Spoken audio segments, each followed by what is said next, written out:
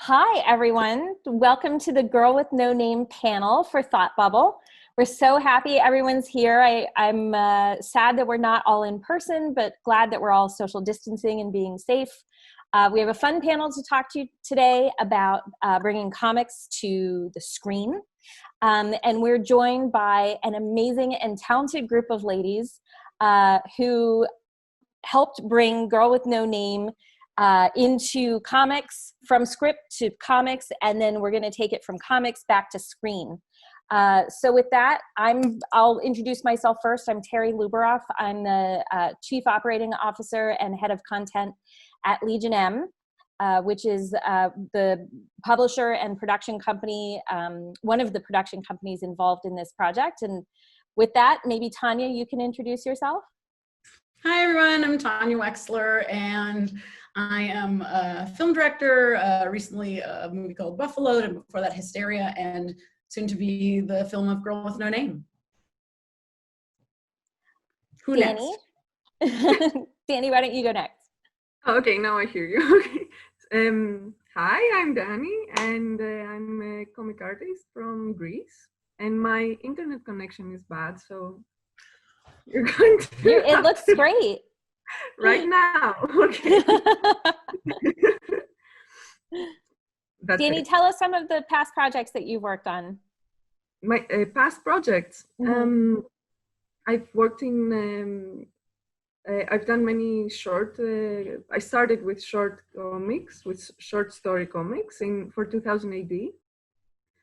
And then I moved on to the States. And I've worked on an image book called Coffin Bound, and a Hill House comic called The Lolo Woods, and of course, Girl with No Name.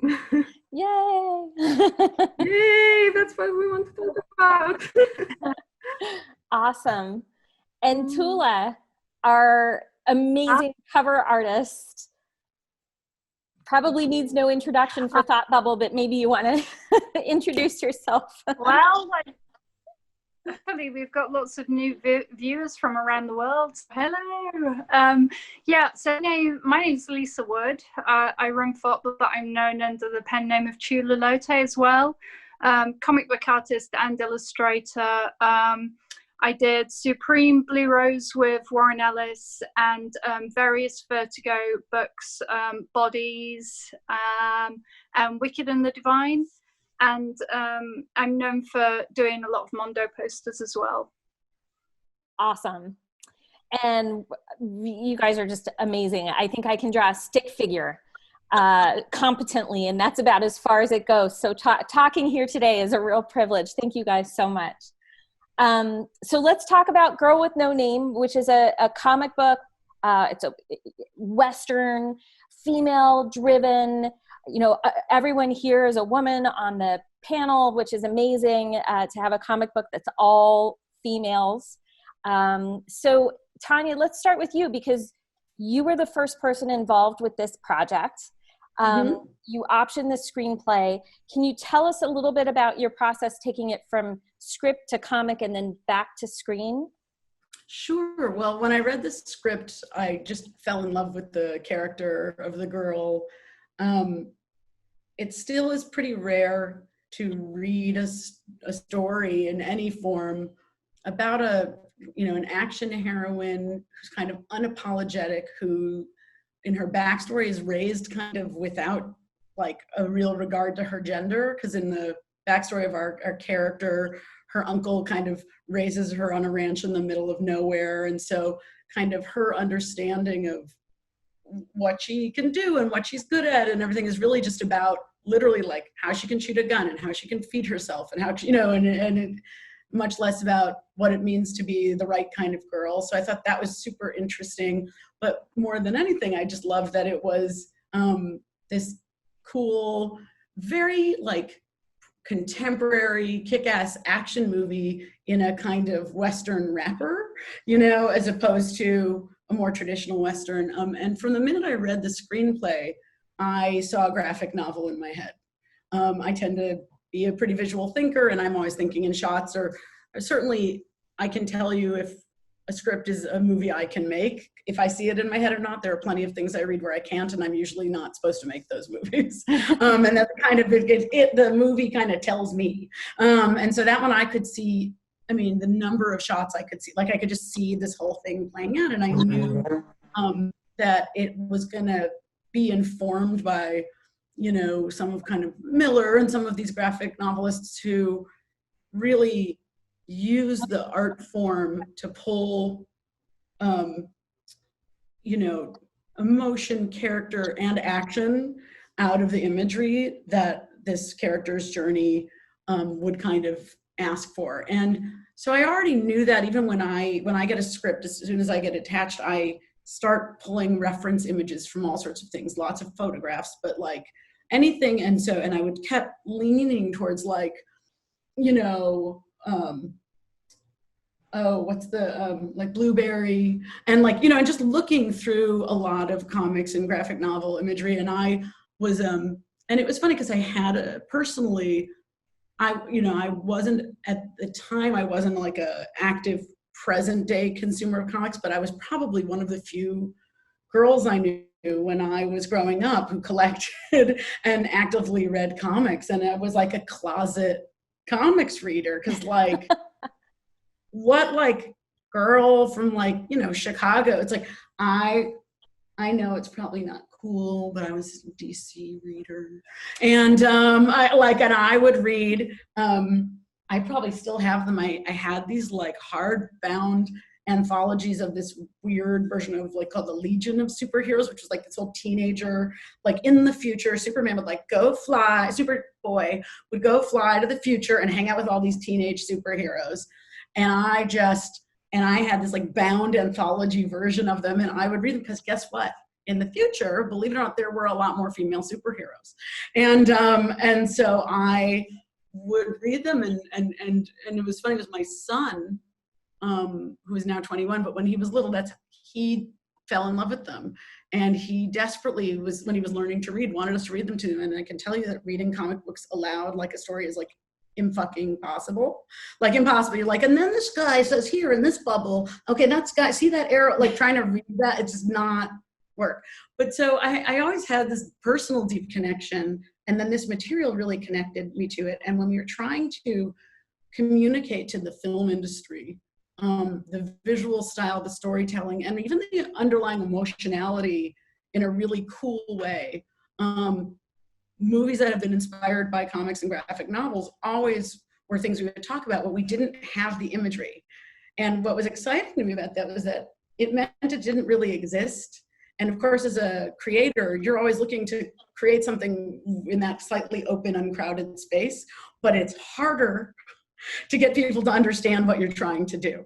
So when we got introduced to you guys at Legion M, we had this like great opportunity because you guys were wanting to move into the comic space and you were already in the film space. And so it was this kind of perfect match where we talked about, you know, the way you guys felt about the project. And I just was always wanting, literally I thought we would make the movie and then try to find someone who would kind of almost after the fact do, you know, comics to build out the rest of the mythology or something.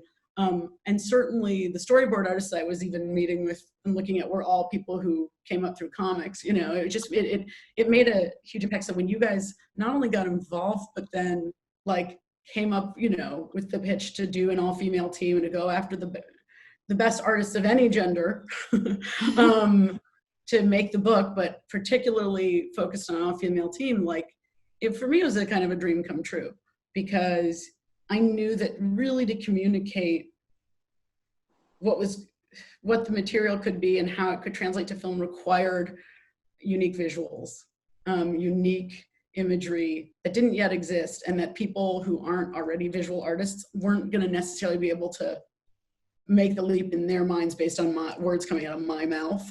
And so it was very exciting, because then to start to work with Dani and Lisa, like they just kind of got it, you know, and they kind of understood the feeling and the character. And I think the thing that I learned about the production chain of comics, which is like brutal And I don't understand how you guys can keep on any of these schedules. Like I can understand that you must be super exhausted. Because I thought film production is brutal, and it is, but you get a lot more help. You get a lot of help, and you get a lot of people doing a lot of stuff for you, and you guys just work. So I got mad respect for these amazing artists, because they do a lot and they do it very fast, and they often do it by themselves. But despite that, there was some room to have some conversations, and really, I think also to push the artistry, to like try to liberate them, right? As much as we could. I said, like, with the film sensibility, I was like, no, like, I'm not as worried about story. Play with your art more, as much as, you know, they could within how the production model works. And it was so inspiring to see this movie come to life, and it has changed the script actually. Now you guys don't even know as much, but like, we went back and did a rewrite. It really, where the visuals and actually the mode of storytelling, the comics, and its linearity and its ability to layer stories on a page changed how we approach time and linearity in the screenplay. So it was really cool process for us. That's so cool to hear that you were inspired by the script, and they were inspired by, you know, your vision, and that inspiration is turned into a completely different version of the script. Correct. That's amazing.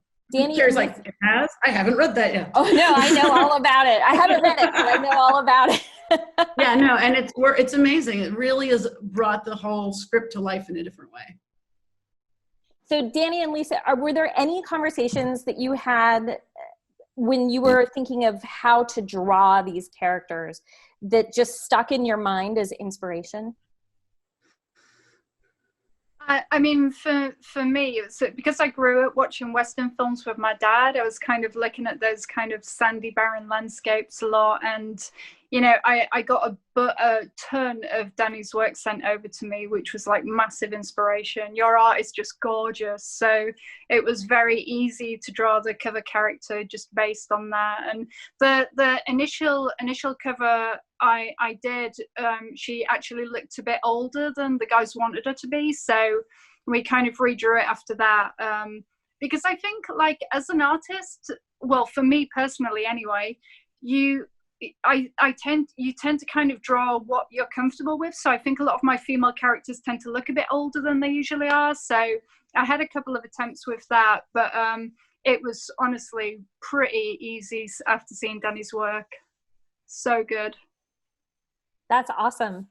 Dani, what about you? What drew you to this, and what was your inspiration in the art that you did, which was so unique and beautiful and moving? Sorry, can you repeat? Was the question for me? Yes. I didn't hear anything. Yeah, don't worry about it. We're all on sorry. Zoom. It's totally fine. I was just asking, what was your inspiration? Terry? Yeah. There. Can you hear me? Okay. Yes. Okay, perfect. So I was asking, what was your inspiration, and what drew you to this material? Okay. Well, we were talking about how we were going to do this. Like, we had a conversation on the phone with Tanya. Do you remember that we were talking about this? You wanted to do it more artistic, and not to think in the box, and think outside the box, and how can we do this more like an art? Every page can be an art page. So I was trying to think how we can do that, and my first inspiration was Sergio Topi, and I sent some photos to Tanya, and she really liked like this the way he treats pages. And so I think our main inspiration was this guy, art-wise. And then I don't know, every time I work on a project, I tend to get inspired from the drive of the whole thing. So I always had in mind many like strong women like I don't know, from my mom to my best friend, that they're really strong female characters in my life. So yeah, but visually, this is like the emotional inspiration for me. But visually, it was like Western and dynamic females. I don't know. I don't know if I answered correctly. Yeah, no, I mean, it's so interesting when you're talking about drawing outside of the box and you see Sergio Tappi's work, because it's the definition of drawing outside of the box. Tanya, how does that, as you're visualizing what you're going to do when you bring it to the screen, how does that affect how you're thinking about framing shots and the story that you want to tell? Well, I'm going to come back to that. Remind me to answer that. I want to make a connection between what Dani just said and what Lisa said, that I think is so great. It's like when Lisa was talking about how she tends to initially draw older female characters, and then in seeing Dani's sketches, it kind of reframed it for her. And I think first of all, I love the collaboration and the way I think you're, kind of what you were saying, that's one of my favorite parts of the filmmaking process. And in this case, the one exposure I had to the comics process is like, with a good open team, you do let, you kind of have your center on what you want to tell or what you believe is a story, but then you also do look and listen and, you let the other people's good work inspire you and change you and shift you. And and really the work kind of starts to tell you what it wants to become through us versus what I'm trying to do. And that's my favorite when that happens, when we start to understand like the box in that way, the box that the work is asking from us rather than we're trying to impose. That to me is my most rewarding experience. And I think by drawing out that younger looking, kind of really late adolescent, that young girl who's on the cusp of womanhood, like she's becoming a young woman, but she's, I think, by Dani drawing that out and then like Lisa meeting her with the cover, it helped me to really visualize what is important about this character who is trying to figure out who she's going to become, or who is forced to go from from a kid or a teenager into an adult in this one moment when her uncle is killed, right? She's kind of still figuring out and learning who she is and becoming. We're always becoming, but particularly, and that is in every way with her, like what she's going to do with her life, her gender, her this or that, right? And then there's this big, event. And so to put her in this kind of more open, slightly younger, not fully formed space visually really allows us to kind of, it's not just thinking outside the box, but it's like this kind of open sense of possibility, right? Both artistically, narratively, in a character way. And sometimes that just comes from, looking through images, for these guys drawing, for me putting together songs, music, until it shows itself to me. And then I think in seeing the Tappi work, which I think was so helpful, and partially also though in a different way, I love Tula. I mean, Tula's always, sorry, Lisa, Tula, whatever. Like her work with color, her work with abstraction, right, is the other thing that drew me to her, right? She's never like doing hyper real, like there's always a dream state that I like. When I see your work, I feel like I'm always looking at something that has a bit of a dream state to it, and that's never fully stuck or rigid. It's always in process, it's always flowing. And so by having that, it makes it exciting and alive. It's not dead and set and stuck, right? And so for me, when I then see these women's incredible work, and like it both changes kind of the storytelling, so we're gonna like tell the movie in a linear fashion, where we kind of meet her in the story already in progress and then go back and kind of duck in and out of her childhood, and it makes it much more alive and exciting and kind of a mystery of who this person is. But yeah, like the other things, it allows opportunities for some of these more painterly, graphic novel-y kinds of like transitions, more abstractions. You know, our opening image is going to have a lot more like of an abstraction, where I can get some of those like, you know, things in the sky, clouds, symbolic imagery, and transitions from, you know, one scene to the next can almost like, you know, a piece of the visual can pull you. And now where visual effects are becoming not just the stuff of explosions and giant, you know, giant action sequences, which they are amazing at, but also, you know, even going back to something like Amelie, where it's like tells you something in a poetic way as well. We can start to use some of the kind of amazing abstractions and choices where, you know, Dani would change the frame to be a skull, or leave the box out so that something would bleed into something else. Well, then I can kind of use that as a springboard for my, not only my cinematographer, but my production designer, and then hopefully pull up a visual effects supervisor very early to say, look, like, we know we're going to replace the sky here because you can see the power plant and the thing in the background, and they didn't have that in 1835.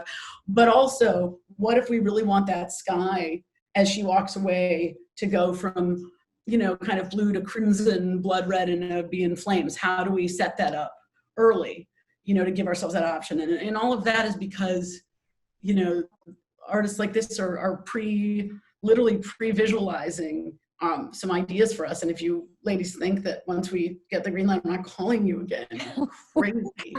Because I don't care if you don't have time. It's really, sorry, I just wanted to say it's really interesting hearing you say some of that stuff about the abstractness of Dani's works. It made me wonder as well that kind of when I was looking through the book, like some of the imagery is so incredible, and it reminded me of the Jodorowsky westerns like El Topo and stuff. And I don't know if you remember if you did watch any of that to get inspiration, because it definitely feels like it's in there. Oh, okay. I didn't watch it. I'm obsessed with Jodorowsky's Dune, by the way, like the whole, right? It's like as a filmmaker, no producers want to hear this because it seems like insanity, but I'm obsessed with that. And that was part of what led me down this path, and to learn about, right, like, you know, I knew about Giger, but I had no real understanding of Mobius. Sorry, so sorry, Dani, I didn't mean to step on you, but I love that you brought Jodorowsky. Yeah, because it's like most of his work, of Jodorowsky's work, like for me personally, I don't know for you, it's always there in the background, and it comes out, and I see it coming out in many things I do without even knowing. And it's one of the Holy Mountain was one of the movies that my dad said when I was 10, like, now you're old enough to see it. And I think it's stuck with me ever since. She was 10. Your dad must have been a real film lover. He likes Jodorowsky a lot.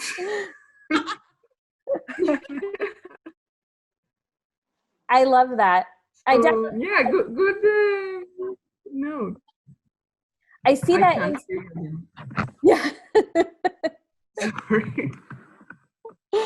I see that inspiration in your guys' work. It's so cool. And Lisa, you did a cover where there was, you know, a mountain and the hint of a skull, like the shadow of a skull inside the mountain. And I can see the translation that Tanya's talking about from that cover to, you know, the inspiration she's getting as she continues to develop the screenplay, which is really extraordinary. It's exciting.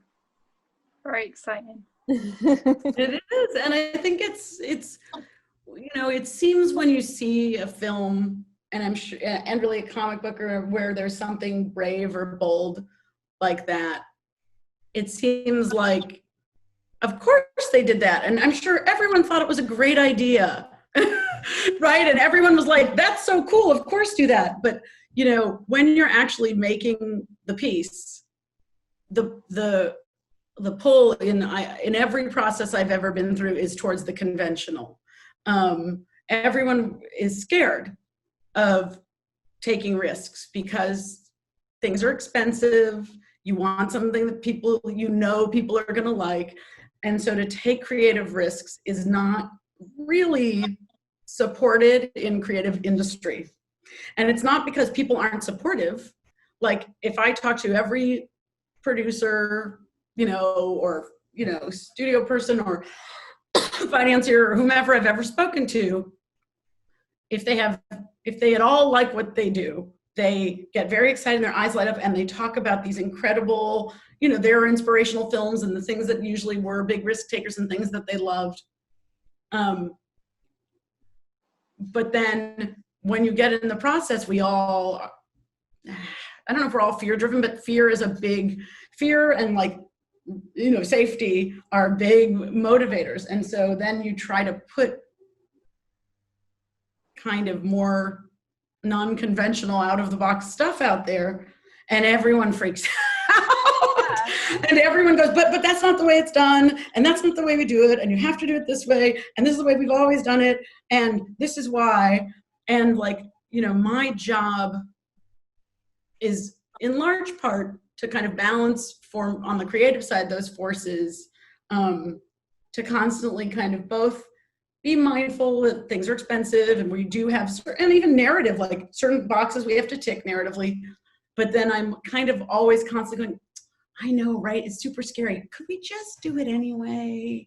Let's just try it. And so there's this kind of like, I try to be like a pleasant, like insurgent, but like, I'm just like, wouldn't it be cool if, and you don't get to try all of them, and some of them fail. Sometimes your big cool ideas they just don't work. But a couple do, and if you can get 4 in a project, even if the whole project isn't, Jodorowsky every time, like even a piece of it, it's like, and inevitably the shots that were the most insane and weird and seemed like, why would you do that? Who would ever cut that way? Who would ever move the camera that way? That doesn't make any sense. But you're kind of like, this, I know this feels weird, but I think it's right. Like 2 things I think happen inevitably to most of them. They're usually my favorite ones in the whole film. And I wish I had done more of them. And you don't even kind of notice them when you're watching the movie, like in a way, right? Like if you're just the watcher, the audience, if it's kind of telling the story well, will accept really quite a lot of brave material and are excited by it. And I noticed that as much as, again, I'm no expert in the comics industry, but what I noticed in the book is that, like, there was initially like a kind of more, like I would be like, this is not traditional Western. This can't be a traditional Western. And at first, there was this pushing off at these guys, but like from the kind of more of the system, kind of do a traditional linear storytelling book. And I it was hard because I didn't know what the hell I was talking about. I knew what I was talking about for the story, but I didn't know the system. And so I was just causing, Lisa to a certain extent, and poor Dani, so much grief, because she'd be like, okay, but I'm getting these other messages. And I'd be like, I know, but can we do it anyway? And I would just be like, could you just try it? But then you look at this book, and the work, I think, is incredible. And I think the bravest, most out of the box stuff she did is some of my favorite work in the book, for sure. It's so interesting hearing you talk about the conventions of your art, and it kind of reminded me of something that I do from time to time now, but not as much. But like, it's so crazy when, if I'd be working with big publishers in the past, I'd get this brief saying do this for the cover, and I'd feel so pressured to do their house style or something that they really wanted, that I'd go with that, and I'd draw this cover and not really like it, and get it all finished, and then I do another cover with what I want, which is insane. Nobody should do this. Another cover, which was what I wanted to do. And I just send them both in. And that was my way around it. I'd be like, well, I've done what you wanted, but actually I wanted to do this. So if you like it, you can use it. And every time they went with what I did, because I think they could just sense the kind of freedom that I had, and I was doing my own thing. And I think as crazy as some things are sometimes, it's just better to just go with what you want to do and not try and conform. I think it's not a bad thing at all, because you're going to be able to live with yourself in the end, right? I mean, it may be more work, but I mean, I definitely, you know, am experiencing, you know, another project, like living with, you know, you like the deals you make with the devil sometimes. And so you have to find your ways to remember why you're doing a creative pursuit at all, where it feeds you, because there's easier ways to make money. And you know what, I think the audience senses it. I think they appreciate it, and I think they're smarter than a lot of people give them credit for. When we saw the first cut of Mandy at Legion M, my mouth went, I was like, how are we going to sell this? Who's going to, you know, where's the audience for this film? Right. But we had such trust in the process and in the producers and in the director. You know, the audience that was meant for that film came forward and supported it more than we could have possibly imagined. And I think if you are true to your vision, the audience senses that, and they come to you. They're going to support it. They're going to love it as much as you do, because you were true to that vision and true to the art and the characters and the story. And I think that's an amazing thing to be able to do. I hope we all get to do it on this project for many, many years to come. So that was one of it's the... like sorry? No, go ahead. No, I just wanted to add that it's like whatever kind of energy you put into one project, this is the energy that the viewer or the reader is going to get. So yeah, totally. Yeah, absolutely. Dani, I remember when you sent your first character sketches through, and it was that feeling of like I couldn't have articulated what was in my brain, and then you drew it, you know, because I couldn't have told you she should look like this, or she should have those freckles, or she should, you know, whatever it was, like it was you know, somehow I had all these feelings or what it, looking at her would make me feel like, but I couldn't articulate it. And then you drew it and sent it back, and I went, oh yeah, that's it. And how does that happen for you? No, it's I don't think that we had this result if we didn't have communication. Mm-hmm. So you did your part.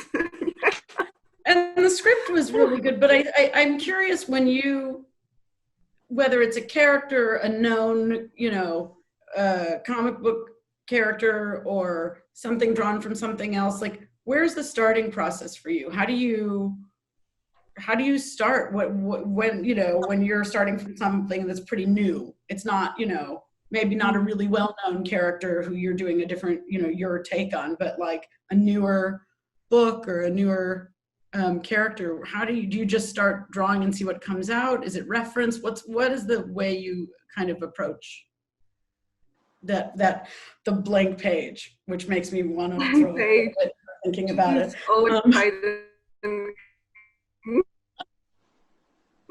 The blank page. I know it's a little bit of everything, and my job is to get into your mind and see what you have in your mind, and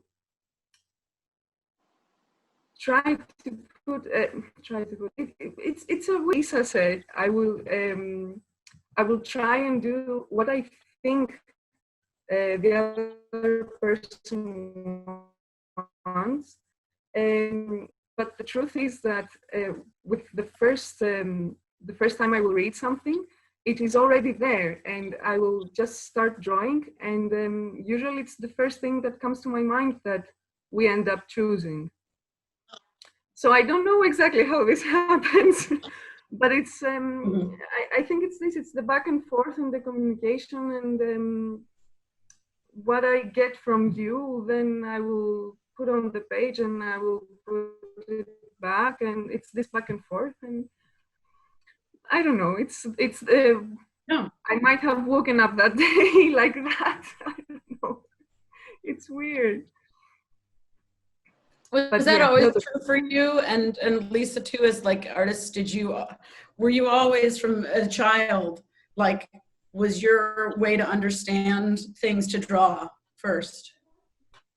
Yeah, definitely for me. I've just been drawing since I can remember, and kind of you know, loving comic books so much from an early age. Like for me, it was mainly Marvel, even though I work mostly for DC at the moment. Like I grew up reading Daredevil and X-Men, and then the one things that I really loved were the film adaptations in the back of the Star Wars Weekly. There's like Blade Runner and all those cool films. So I'd copy them. That's how I learned to draw. So just copying like lots of my favorite artists from a young age, like Frank Miller and Howard Chaykin's Star Wars, and you know, all these masters. And you know, if you're copying that kind of stuff from a very, very young age, you pick things up very quickly, like as you're going along. And you know, I think that's really what, you know, all the kind of crazy stuff that was going on in Marvel back in the 80s when they were, I think it was the Epic imprint that was putting out the Kent Williams and Bill Sienkiewicz stuff, you know, all these like beautiful painted comics, you know, they really influenced me. They're still with me to this day. Do you all, everybody here has collected comics from a young age. Do you all still have them? Are they sitting in a garage somewhere? Yeah. Yeah, and they keep on getting more and more. Bigger house. We've all got storage lockers of just like thousands and thousands. And you don't think it's an expensive habit until you have to pay your storage fees every month. Yeah. I have such a nerd. So I don't have as many comics as they have, but I have my leather bound books of some of them. And I also have like, I just was trying to, you know, use this time to do some tidying and some Marie Kondoing of my entire life. And I just found, I think I finally moved them downstairs, bin upon bin of, this is really nerdy, some Star Trek action figures, just bins of them, like just the worst. But yeah, I mean, that's funny. I mean, I'm just looking around right now and it's like, I mean, right, this is just, you know, this is sitting here, right? And it's just like, it's like, you know, just any kind of awesome. that's like got some influence of it, but also had, I noticed that there's a common theme of kick-ass chicks throughout it. And then I have way too many Funko Pops for a 50-year-old woman. That is just not right. I just, you know, every single Orphan Black version of Tatiana Maslany that's possible. So I think that kind of fandom and that those kind of characters who exist for me, whether it's TV, film, comic, like pop art, where there's a heightened sense of mythology, you know, behind it, that to me is what I'm really drawn to, because I think it allows for this really cool, you know, we were talking about abstraction in the visual sense, but this kind of abstraction emotionally too. You know, sometimes reality is just freaking exhausting. And is really hard to kind of sort through all your problems, but you can kind of take a ride in a more mythological version, if you will, of a narrative. And I find it's not only fun and entertaining, but it's in some ways very inspiring and kind of lets me reconnect to even the little things I have to do if I can, you know, kind of secretly think I might secretly be Wonder Woman walking down the street too. If no one knows it. But I you know, I think that we, you know, it's funny because Lisa, you talked about drawing all, you know, and kind of copying.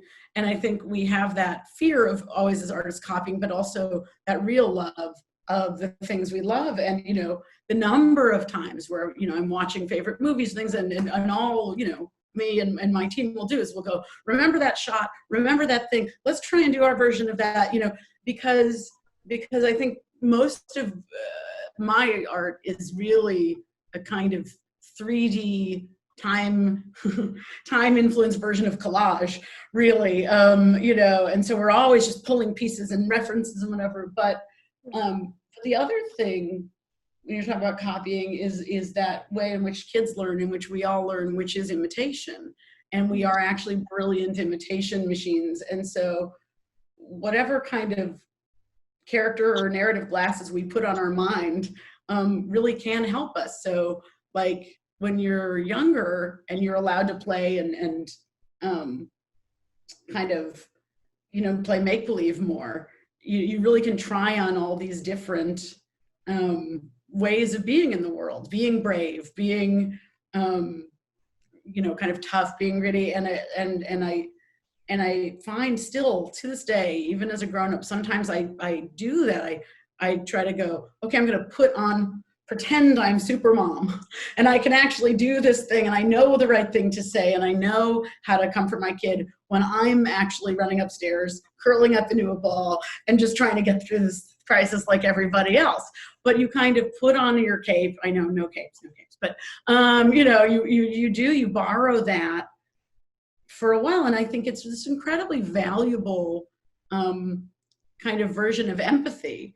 And it really can help us to get through our lives when we feel vulnerable, when we don't know what to do next. And so it's really, like I said, and then you find other creators who share that way of thinking and being and kind of creating in the world. It's inspirational. And it's like, I can't wait. I couldn't wait to get on this call.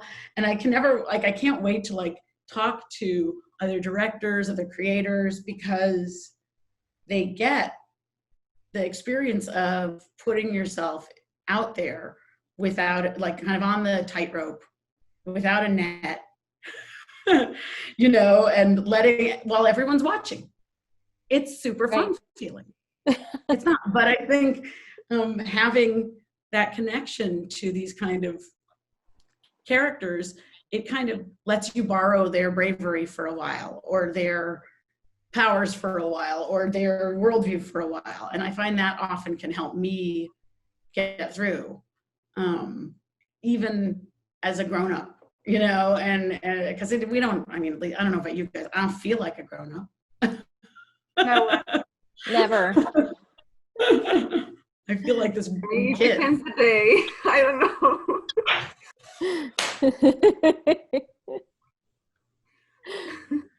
I'm kind of in the. Oh, go ahead.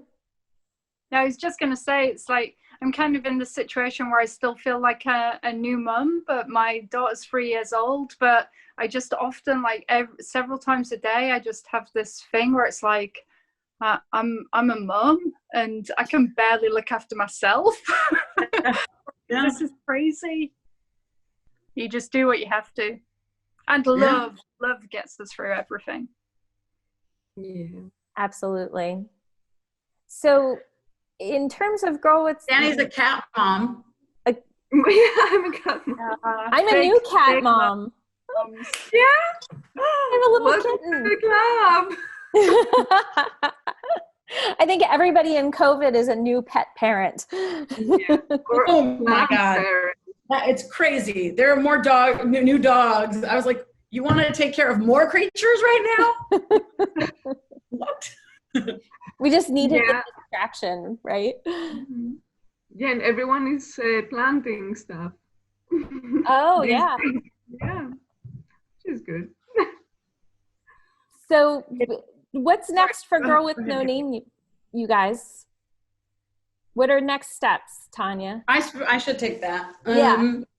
So what's next is, like I said, the material that these wonderful artists created really inspired us to figure out why they captured, like, what was so special about what they captured in the comic, and really had us ask the question, like, we wanted the comic to feel fresh and new, and even if it was set in the 1800s, to be a current story that really had something exciting and cool and fresh for an audience who really hadn't gotten to see this kind of story before. I mean, I do think that we all feel like there's so many untold stories, real and fiction, about women, LGBTQ people, people of color, people. There's so many untold stories that are finally getting some oxygen to just that ability to tell those stories is already new and fresh and of the moment. But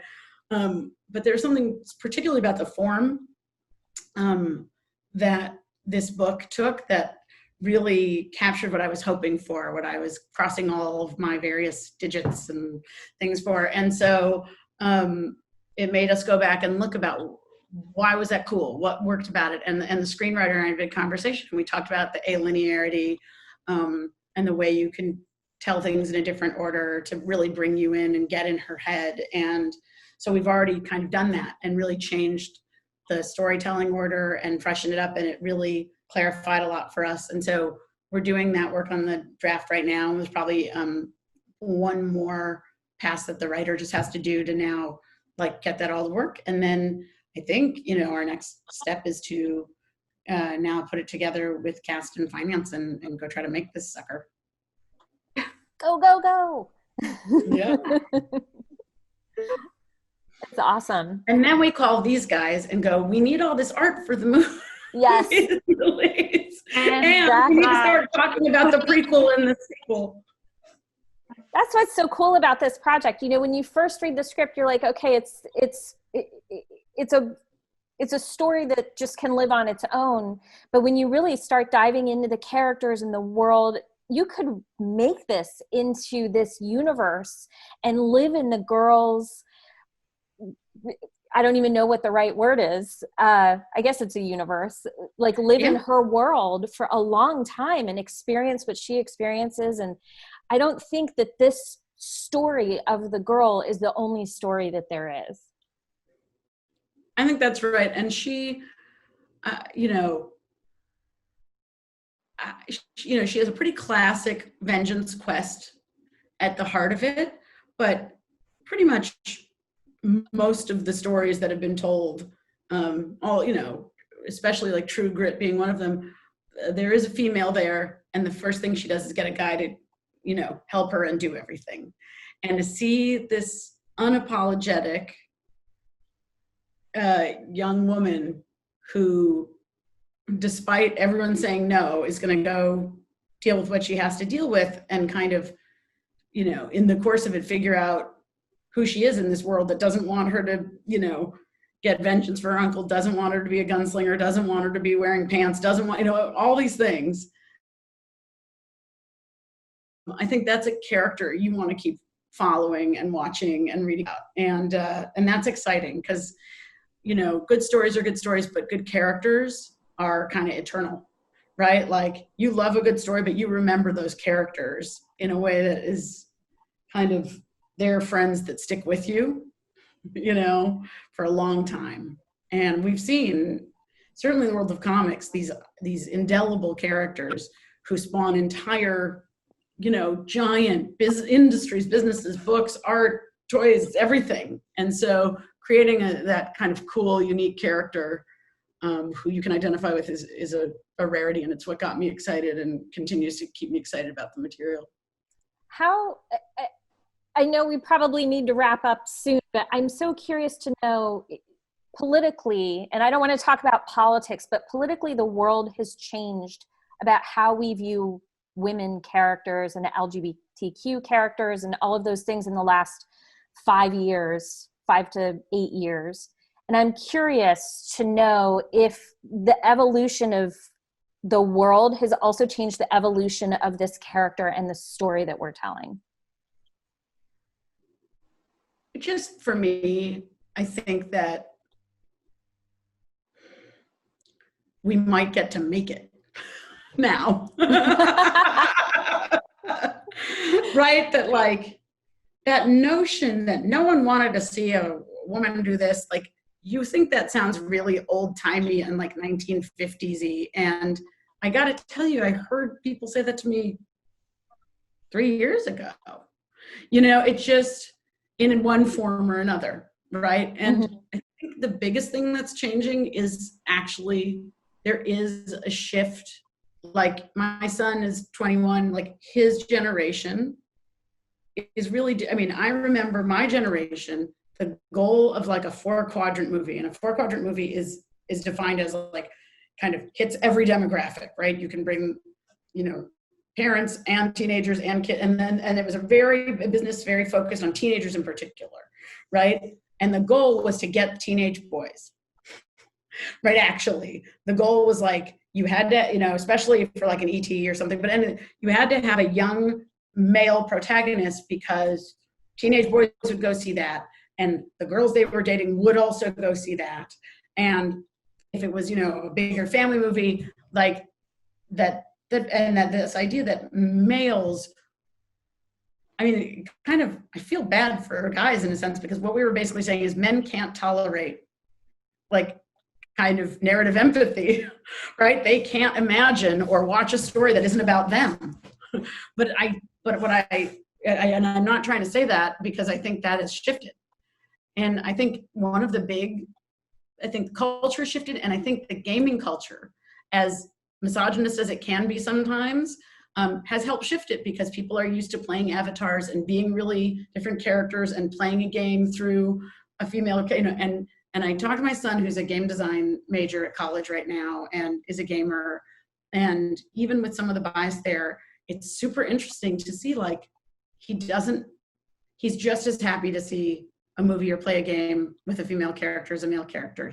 There are, I know, horrible, you know, trolls and this and that and whatever. I'm sure the troll like rights groups are going to be upset. No, not this kind of troll. And but I will say that I think there is this younger generation who just doesn't give a shit in a very good way. That they are just as happy to see a cool female protagonist as male protagonist, a protagonist of color. And I think when we support the art that really is good, whether it's Wonder Woman or Black Panther or, you know, smaller pieces of art, or, I mean, geez, like, what am I watching right now? I mean, the thing on Netflix I'm watching is Queen's Gambit, or a TV show about a female chess prodigy who I think is on the spectrum. Like, when they're supported, people like them and follow them, you know, when they're well executed, great characters that are then supported, people really do come. And kind of back to my point about, it may not be the first thing in the box. It may not be the narrative that checks all the, I've seen 16 things like it before. But that's why people support them, because it's new, it's exciting, and it's interesting. Yeah. And I think there is an understanding that gender is just another part of who you are as a character, and important to expand and make more new and interesting characters. And so I'm really excited by it. And I think that more and more and more, the audience is much more interested in cool and interesting characters. And it is, we've seen a guy with a gun a lot, so it's not as interesting. Yeah, absolutely. I couldn't agree more with that. And it's kind of just struck me over the last couple of years recently. Like, it's definitely developed after the Me Too movement with the film industry.